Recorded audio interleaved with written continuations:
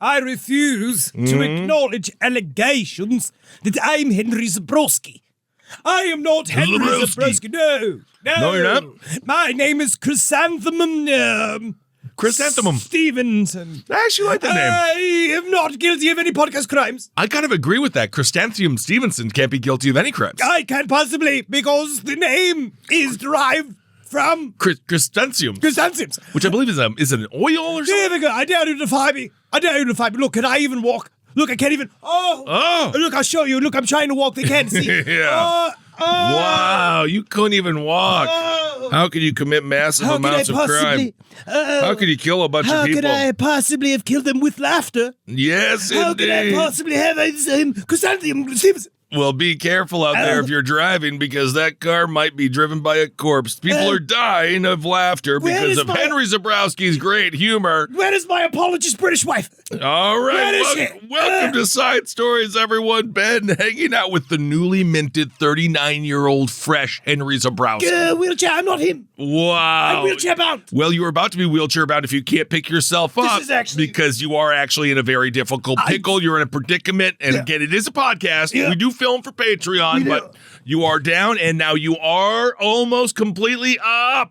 There you go. I'm dizzy because I actually went fully horizontal. That was really good, really impressive. It's called a reverse plank. Wow, that is fantastic. I learned it in childhood jail. Speaking of reverse planks, we do have one update.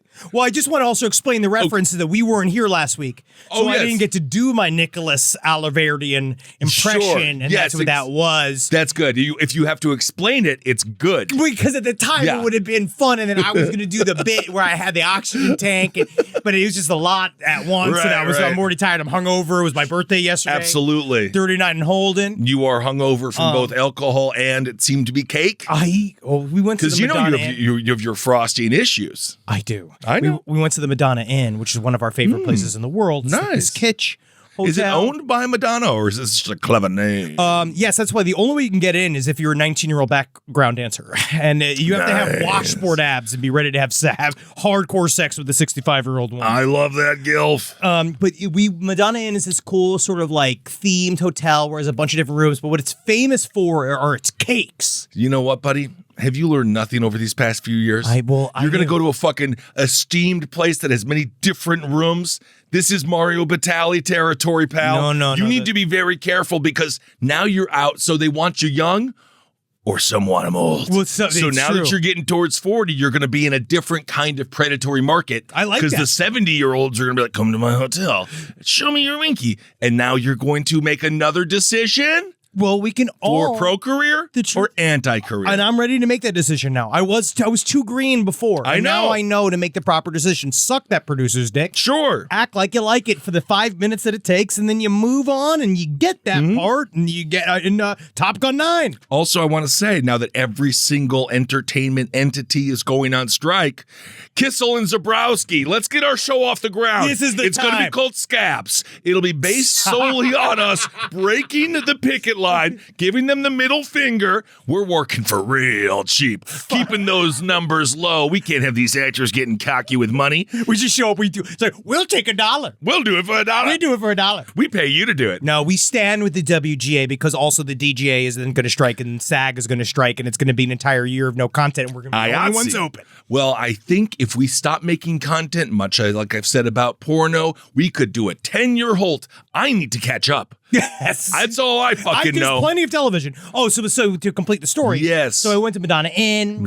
Sucked that producer's dick. Great. Got the part, went right on strike. I mean, I feel like actually kind of that was a part of the offer is that he kind of knew that he had nothing off after I finished, which is kind of sad. That's another good point. If you are new to Hollywood right now, you meet a producer, I can get you in that movie. No, you're on strike. No. This is not the time to get molested. No. Because there's no reward. None. Absolutely. Except for the pleasure of making a cryptic old man smile. I guess so. But I went and ate a bunch of Madonna Inn cake, and when it's these giant tiered cakes, they're full of whipped cream, but I know that it fucks with my system. I know. But guess what I did? What? Built that in. You had 12 hours carved out for liquid shit. Well, that was what my birthday really was for. Did you go and like kissed your fantastic Japanese toilet before you left and be like, "I'll see you soon. Be ready. Be ready." I feel like my toilet, it's like, number one, it does miss me.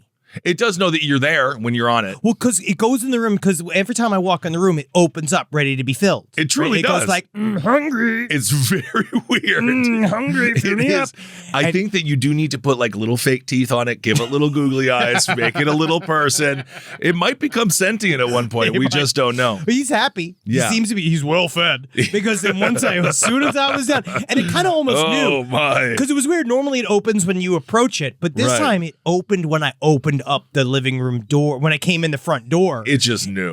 I heard it, bing dong ding. Fill me, please. Special occasion. Yeah, splattered all over it. If you can be a reincarnated, one of those guys who jumps down there in a porta potty and swims in human shit, if you can come back as a Japanese toilet, woo, what a life that'd be. And porcelain ain't breaking for a while. No, it is. It won't. And I'm going to keep that toilet's going to be around until after I'm dead. Well, speaking of toilets, just a quick update on the Lori Vallow Daybell story. You guys really need to hop on. I don't know. We have no connection to Law and Crime on YouTube, but they do great coverage. I've been watching all of the court testimonial footage of this trial. It's fascinating. Yeah, Law and Crime is really good. I will say avoid anything on that Ashley Banfield seems to say. I don't even know who this woman is, but she's constantly defending Lori Vallow, and it's like, what are you doing? Yeah, anyway, yeah. There has been hair from Lori Vallow found on the duct tape that was used on 7-year-old Joshua, a.k.a. JJ Vallow. What side of it? I don't. It was her head hair. It was not her bush hair. Thank you, detective. But you have to ask the tough questions. That's what I'm here for. I always figure out. Look, I can tell by taste alone. Yeah, let me get it in there. One of the best bush hair experts in the United States. Just do a little bit of floss, so you can tell the coarseness is that this is definitely an inside the butt hair. So anyone who is still, it is interesting, as we were talking about before the show, she just based on physical appearance alone will always have people that love her, but also so do many male mass shooters. Yes, they do. There are just fandoms of these people. She is but this is a big development in placing her at the scene of a horrific crime. She banked on being held in an innocent gaze because of the way that she looks. Yes. So for those of you, just so you don't know, quick sum up, Lori Vallow, as we've covered many, many times, was a young woman turned into sort of a younger MILF, found a preacher by the name of Chad Daybell who believed himself to be a new form of funky on the street Mormon prophet. And they were part of a doomsday cult where they believed people were turning into zombies. They went on to kill Lori Vallow's children, JJ and Tylee, and then probably Chad Daybell's wife. Probably there was an attempted murder of Lori Vallow's cousin. Basically, so you know, there's a lot of bodies around these people. Don't forget the husband. Oh, of course. And Charles Vallow, who was shot by her brother, Alex Cox. Yes. It's a lot to unpack. But just a lot of bodies around between the Vallows and the Murdaughs. What are we doing with all these bodies? I mean, and they find it, they rise to the surface. They really do. They are trying to, right now, they're diametrically opposing them in court. So Lori Vallow and Chad Daybell are being tried separately. So now you can see, I really have learned a lot watching between the Murdaugh case and this case, watching how these trials go and how defenses are set up and how the prosecutions are set up. Sure. It's very interesting because all they're trying to do with Lori Vallow is trying to say, well, she was different when Chad Daybell and her got involved. This is Chad Daybell's force, that he was the one that really was the operating force, and she was just the hot kind of like masthead. I'm going to push back a little bit and say I've seen Chad Daybell, and he was so ecstatic that someone that looked like Lori Vallow was talking to him. He would have done anything for her. Well, but let's just say both of them. Let's just say both of them are probably no need to be around us at any point in the near future. They're absolutely, I believe, doubly. We're gonna, if they're still innocent until they're proven guilty, but. They're guilty.